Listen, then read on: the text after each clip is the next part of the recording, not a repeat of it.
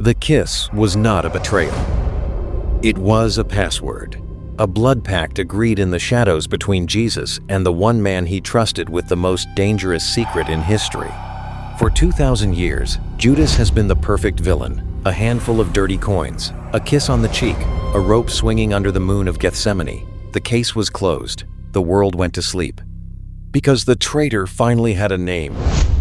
But in the winter of 1945, beneath the Egyptian soil, a papyrus woke up. And it doesn't ask for Judas's pardon. It demands justice. Because if this text speaks the truth, Jesus didn't just know about the betrayal. He ordered it. There are two ways to erase a man from existence, with a rope or with a lie. Judas Iscariot suffered both. For centuries, the Gospel of Judas was the black book of Christianity, a ghost we only knew because the leaders of the early church wrote furious letters demanding its destruction. But in the 1970s, the Egyptian desert decided the secret could be silent no longer. The manuscript, written in a nearly forgotten Coptic dialect, appeared in a cave, passed through the hands of traffickers, and ended up rotting in a safe deposit box in New York. Why so much panic? Because this papyrus is not just a book of religion, it is an indictment that hacks the very identity of God. But this is where the official story breaks. Because if the first attack of this manuscript is not against the traitor, but against the most sacred figures of Christianity, then everything we think we know about the kiss of Judas is a lie designed to protect us. What you are about to hear is not just another interpretation. It is the version someone was willing to burn just so it would never reach your ears. A secret that poses a terrifying question. What if the God the apostles prayed to that night was not the same God who sent Jesus? The answer began with a laugh that still echoes in the caves of Egypt. To understand what follows, you must forget everything you think you know about good and evil. The Gnostics, those ancient Christians persecuted into extinction, believed in something disturbing, that this world is not a masterpiece, but a maximum security prison. This vision turns terrifying when we look through the eyes of this forbidden gospel. If we could travel back in time, we would see a dinner very different from the one we were told about. Under the torchlight, the apostles pray and bless the bread, convinced of their own holiness. But suddenly, a dry laugh cuts through the air. It's Jesus. His laugh is not one of joy. It is the laugh of someone watching a slave who is in love with his chains. He laughs because his disciples are worshiping the jailer. According to the Gnostics, the creator of this world is not the true God, but a blind, arrogant, and cruel architect named Yaldabaoth. He manufactured these clay bodies to keep our divine spark trapped in a cycle of pain. While the other apostles grow indignant, Judas remains in the shadows, motionless. He possesses the gnosis, the direct knowledge of the truth. Judas steps forward and whispers the secret code to Jesus. I know who you are. You come from the realm of Barbello. Barbello is the dimension of pure light, the home of the invisible God who lies beyond this flawed universe.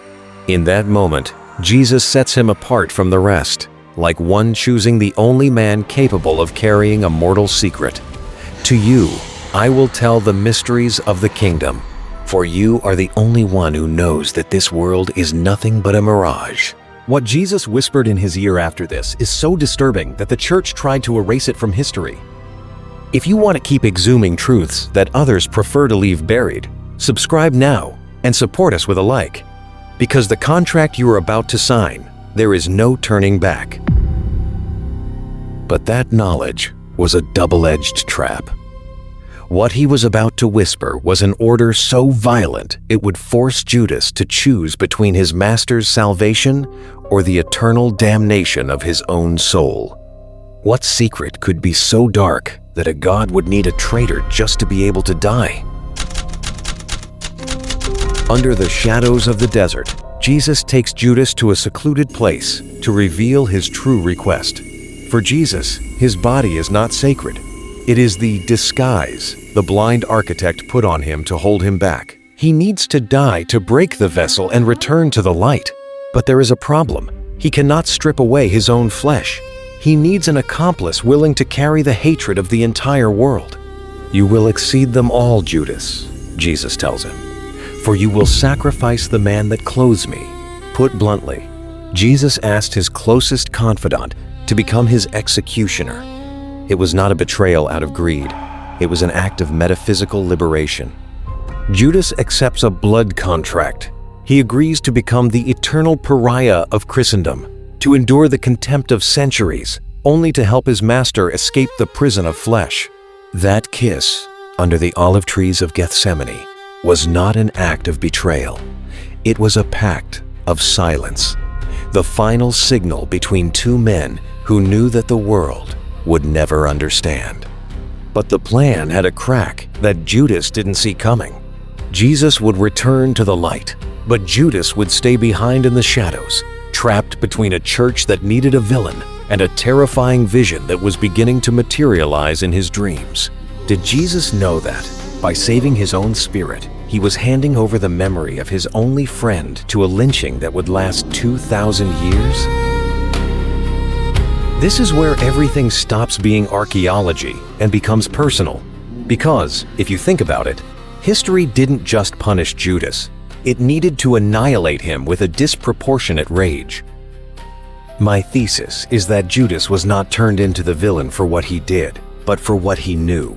If he was the only one who understood that this world was a trap, then the other 11, the pillars of the church, are reduced to mere background actors, blind men worshiping the wrong God. The church they founded was built on a misunderstanding on the surface. Tradition could not afford an intelligent Judas.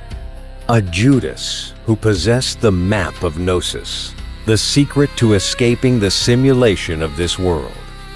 The church needed a greedy and predictable villain, not a man holding the only truth capable of making them irrelevant. It is much easier to rule the masses through the guilt of a traitor than through the void of a secret they didn't tell us. Judas was buried under 30 coins so that the authority of the others would remain clean, without cracks, without uncomfortable questions about who the God we pray to truly is. But before the first Roman soldier appeared on the horizon, before fate was sealed, Judas confessed something that made his blood run cold. The manuscript relates that Judas approached Jesus, his face distorted by a vision that haunted him. He had seen himself surrounded, not by enemies, but by his own brothers. In his nightmare, the other 12 apostles were hunting him with inhuman hatred, picking up stones from the ground to crush him. Jesus' response in that moment is the final blow of this case file. He doesn't comfort him. Jesus confirms his tragedy. You will be the 13th, Judas. You will be set apart from the others, and you will be cursed by the generations to come. Why the 13th, if there were only 12? Because for the Gnostics, 12 was the number of the prison, the 12 gates of the material world where the other apostles were trapped. To be the 13th meant having broken the line. It meant being outside the system, in the desert of truth. Jesus was telling him that, to be free, Judas had to stop being one of them. He had to accept the absolute loneliness of those who know too much. In that instant, Judas understood that his sacrifice was twofold. He wouldn't just lose his life, he would lose his soul in the eyes of humanity. It was a spiritual coup d'etat.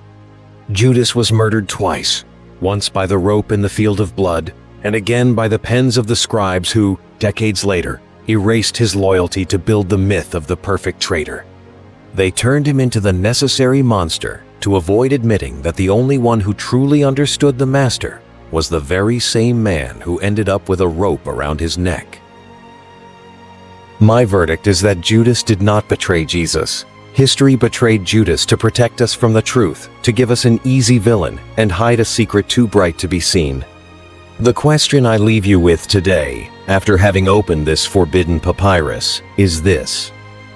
If to liberate the light of the world, you had to accept that the entire world would hate you until the end of time, would you have the courage of Judas? I'm Max, and this is Hidden Origins. Here, we don't repeat the sermon. Here, we exhume the truth that others preferred to leave buried. Subscribe if you dare to remember what we were commanded to forget.